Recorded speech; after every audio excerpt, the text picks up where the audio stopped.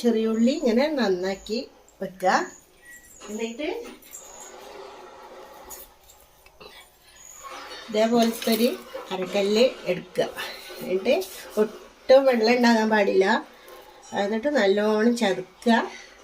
അത് ഇതില്ലാത്ത ആൾക്കാരാണെങ്കിൽ മിക്സിയിലൊന്ന് ചെറുതായിട്ടൊന്ന് കറക്കിയാൽ മതി.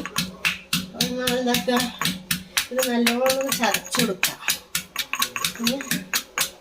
ഒന്ന് ചതച്ചിട്ട് ഒന്ന് ചതക്കുക.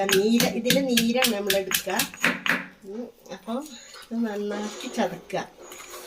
എന്നിട്ട് ചതച്ചിട്ട് വേറെ ഈ പാത്രത്തിലേക്ക് മാറ്റി വയ്ക്കുക. എല്ലാം ചതച്ചെടുക്കുക. ചുമക്ക് ഏറ്റവും നല്ലതാണ്. ഒരു ദിവസം 3 നേരമാക്കി കുടിച്ചാൽ ദിവസം കൊണ്ടല്ലോ നല്ല മാറ്റം ഉണ്ടാവും.